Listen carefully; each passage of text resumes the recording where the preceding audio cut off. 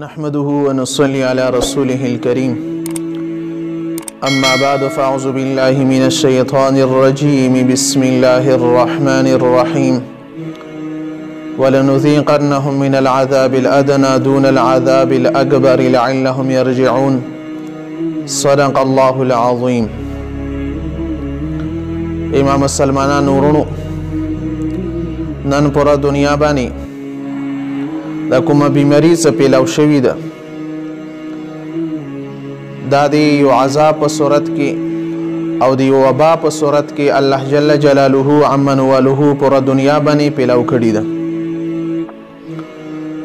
قرآن کریم کې الله یې ولنذيقنهم من العذاب الادنى دون العذاب الاکبر الیتمو دنیا کې خلقو ته واړه واړه عذابونه ورکو د عذاب اکبر نه پیلا لعلهم يرجعون صدا ما طرف ته رجوع کی. کله کله انسان گناهونه کوي پته ورته نه لګي دی الله نه فرمانی کوي پته ورته نه لګي خو بیا معمولی غني عذاب په صورت کې چې کله الله وتا معمولی غني عذاب ویر کی او لوی عذاب نه بچ کې دو د پاره نو دا ځان طرف ته متوجي کی رجوع الی الله کی. نو دا پورا دنیا دی بیماری په خپل لپیټ کې راخستی ده پورا دنیا باندې دغه بیماری پیلاو ده. نو دی متعلق کوم اسکار دي کوم وظایف دي هغه د مسلمانان کوي دي کې ډیره لویه فایده ده او بل دا چې بعضی مسافر ورونو دې مصالې تپوس کړي او چې خصوصا قطر شولو دوبۍ شوله همدارنګه سعودي عرب شو نورو ملکونو کې به مو مسافر ورونوي هغه دې مسالې تپوس کړي او چې دغه ځایونو کې خو مسجدونو باندې پابندي ده مسجد ته سړی نشي تللی یې مونځ د پاره نور مونځ خو اسیم سړی عام حالاتو کې هم کوم ځای کې وینو یو کس ته مخ کې شي جمع سره د مونځ وکي دوه کسان وي یو د ځان سره جمع ته ودري یو دی مخ کې شي ور سره مونږ دی ورته وکي کدرې کسان وي بیا د باقاعده صف صورت جوړ کی او کبه دینه زیات وي حدیث مبارک کې مرسي نبی صلی الله علیه وسلم سری دو کسانو مونږ لري څلورو کسانو مونږ نه افضل الله بیره څلورو کسانو دی اتو کسانو نه بیره سیسا نو جمع سره مونږ کول دا افضل او خطر کاره خو پاتې شو دی جمعې ولا مونږ آیا مو دی کمرې کې ناستي خصوصا مسافر مرګري دوستان دی مو ولا ورونه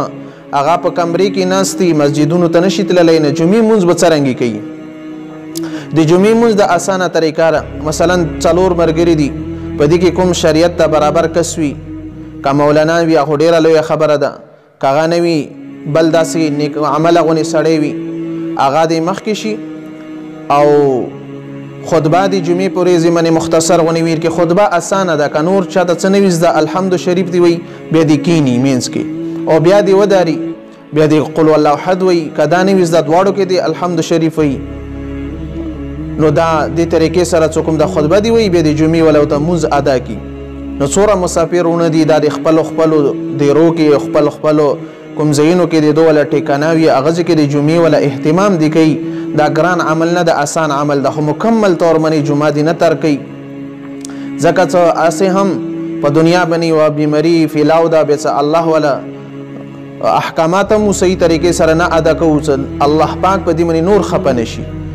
نو دا ما ضروری وګڼل چې مسلمانانو ورونو ته خصوصا مسافرو د پاره چې مو دی علاقه ولا یا پر امتي مسلمه ولا صوره مسافر دي او دی مو ولا پښتنه صوره مسافر دي الله دې دو ټولو حمی او ناصر شي مو ورته دعا کو چې الله څوره امت مسلمه کې د پریشانیان دي خوري د پریشانیان تخفل فضل او کرم سره ختمي کا او همدارنګ یا الله څوره دا کورونا وایرس په دنیا کې پیلاو شوی دا یا الله د اسلامي ممالکونو اسلامي خلقو ته یا الله دې نجات نصیب فرمایا یا الله څوره بیماران دي عمومي طور منی او ټولو ته شفای کامله عاجله مستقره یا الله نصیب فرمایا. صورت دی مولا مسافر مسلمانان ورونه دي خصوصا دی مو اسلامی ورونه دي مو پښتانه ورونه دي هغه ټول یا الله حمی او ناصر شه یا الله ته مدد او نصرت فرمایا یا الله بیماریانو نه حفاظت فرمایا